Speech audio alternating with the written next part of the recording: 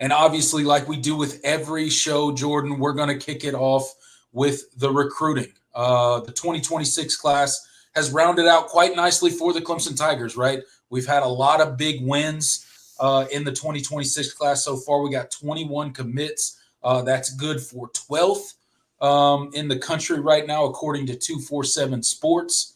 But we have not gotten every recruit that we've gone after, much like every team in the country, basically. You can't get them all. And Tyler Atkinson was the latest example of Clemson missing on a recruit.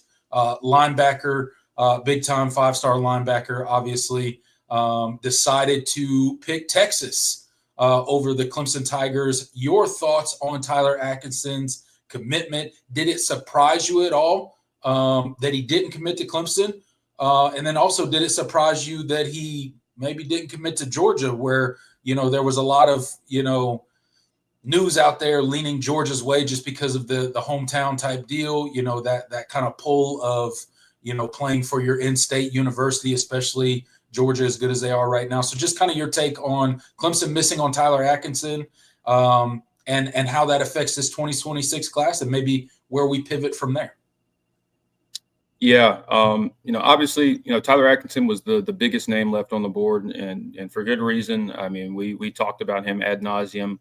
We basically had an update every single week on how things were shaking out. Yeah. There's always stood to be a recruitment that was going to be, you weren't really going to know how it was going to play out until he ultimately made his decision. There was a lot of confidence on Georgia's side. And for good reason. Five-star in-state linebackers don't leave the state very often. I mean, you have your exceptions. Clemson has gotten a couple of them. Sammy Brown, Barrett Carter come to mind. But, this was a recruitment that just I think when you look at kind of the dynamics of how everything played out, I mean, going into the going into March and when Clemson held their junior day, I mean, that was when they really started to gain momentum with Tyler Atkinson and gain some traction. He visited, he really enjoyed it, and Clemson ultimately made that Final Four and got that official visit. But, he was always a guy that played things close to the chest. It was very buttoned up in a lot of ways. His agency was actually the same one that represented Bryce Perry Wright. So take that for what it's worth. I think these two recruitments were a little bit different. And obviously Clemson didn't have the ties to Tyler Atkinson that they did to Bryce Perry Wright. So it was always going to be a different sort of play. But ultimately this one, I don't see it as big of a loss. I mean, obviously that was your number one, your pretty much your only linebacker target on the board. So from that standpoint, it stings a ton. But I'm not sweating this one as much. This was always a recruitment that I felt Clemson had a shot in, but I never would consider them the leader. And They were going up against some heavy hitters from an NIL standpoint. And so as far as him picking Texas, it's not the most shocking thing in the world. I mean, when you think about where his recruitment was, what his recruitment was viewed as, like say in like January, Ohio State was very much involved with him. Georgia, of course, Oregon, Clemson.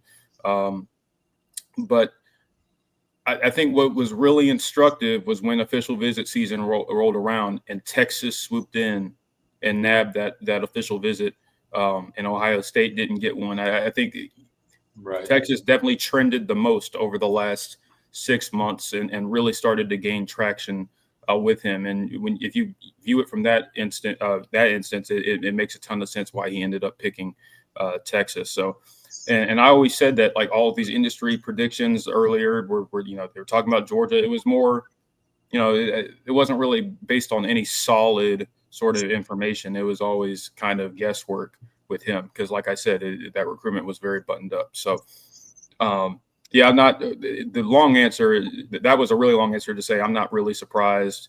I have some idea of what Clemson might do as far as a pivot.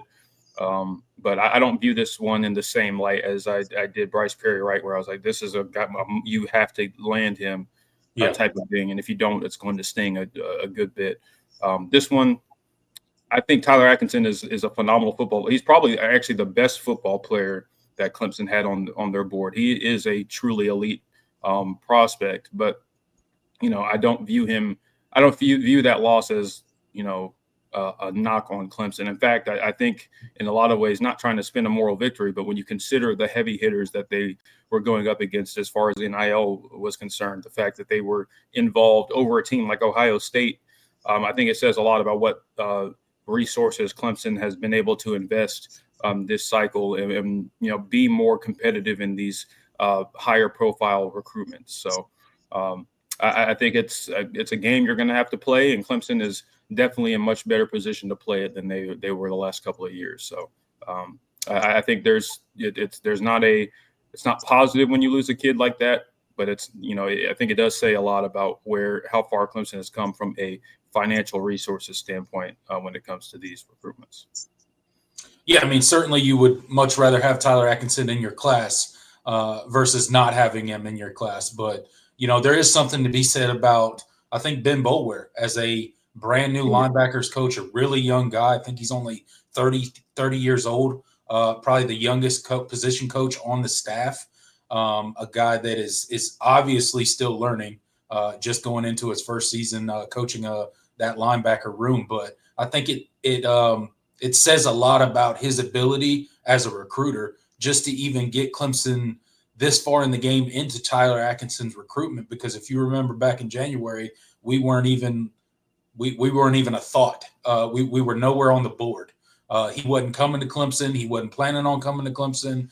Clemson was not even a viable option for him. And obviously at the end, Clemson turned out to be a viable option, just not the one that he chose. Obviously, you lost out to Texas. And, like you said, there's no moral victories here. But I think there has been a clear shift. Although we've struck out with a couple 5-stars that we've tried to get in the 2026 class, you can see where Clemson's recruiting is in a different place when it comes to the NIL and the other things that are a part of college football recruiting now that Clemson wasn't doing well just a year or two ago, right? And now are doing much better in that department. They're being competitive with their offers and letting the rest of the program sell itself. Obviously, it didn't work out when it came to Tyler Atkinson's recruitment, but at the end of the day, they were well within striking distance and could have landed him.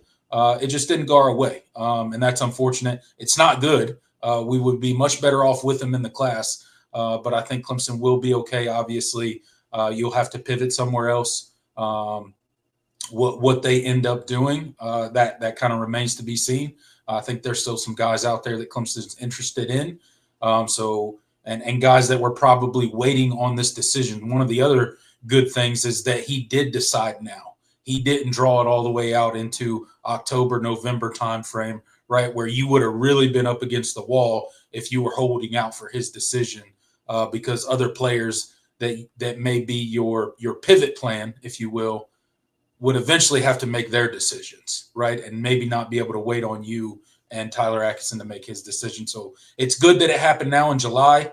Again, we would have much rather have him than not have him, but it's good that it happened now. So now we can pivot to the other guys that are on the board and get them into this 2026 class. Yeah, absolutely. And I think that's a great point, a very salient point, because again, I mean, there have been times where Clemson has put their all into a guy that ended up dragging his recruitment out, and then they end up choosing elsewhere, and now you're kind of scrambling. But the fact that he made his decision in July, there's still some quality linebacker prospects out on the board. Multiple outlets for Clemson have circled DQ Forkpa as a potential pivot point for Clemson, the 4-star linebacker out of IMG Academy. He was actually, set to make his decision a couple weeks ago. There was a lot of industry predictions that came in for Florida, but their renewed interest from Michigan and now from Clemson have kind of made him give some cold feet. So I do think that's a potential. I think that's the most obvious pivot point that stands out right now, and one that I think Clemson could get into and potentially win out. So, and that was kind of a little tip of the hat if you really pay attention to recruiting that happened prior to Tyler Atkinson's commitment. That probably if you're a Clemson fan and you're following recruiting, like I said, really closely, kind of tip the cap to be like, oh, we're probably not getting Tyler Atkinson. Yeah. The coaches are reaching out to this guy and being like, hey, you sure you want to commit now, or can we talk again? Right. Yeah.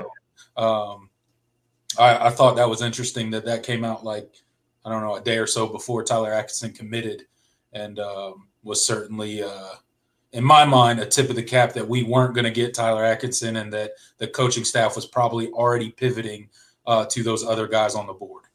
Yeah, I mean, in those types of recruitments, I mean, you always have to keep you have to keep those lines of communication open. Yeah.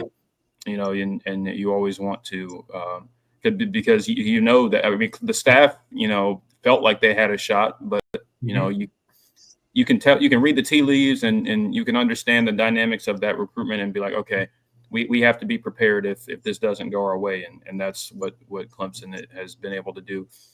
So I would expect an offer if they can get him on campus, and I think the rest will have to play itself out. But it's interesting that he's from IMG Academy. That's obviously a place that Clemson has, in the past really recruited heavily, but obviously in the last few years they've pretty much completely ignored. And there's some reasons behind that. But IMG Academy has a new coach, and so there's a different regime down there running that program, and I think that's playing a huge role in Clemson's opening back up the doors of communication to that school. So, and obviously, any of you that follow any sort of high school recruiting, high school football, knows that IMG Academy is a talent mill of high quality football players, and Clemson has certainly gotten their fair share of those guys in the past. Obviously, DeMonte Capehart played at IMG Academy, Xavier Thomas, to name a few. So you can kind of tell that this will be an option in the future, which I think is good, because I mean, I think it's nice to be able to have those lines of communication and have ends in that school again. So absolutely, certainly is. But yeah, that's the state of Clemson recruiting right now in the 2026 class. Again, 21 recruits, so commits. Verbal commits so far, probably get up to, what do you think, Jordan? Maybe 23, 24 commits before the class is over. Somewhere around there is probably the number that we're looking at for this class. So again, a really good class so far. Still got a couple pieces to get into the fold. So you guys stay tuned for that, and we'll be sure to get those videos out as the commitments come.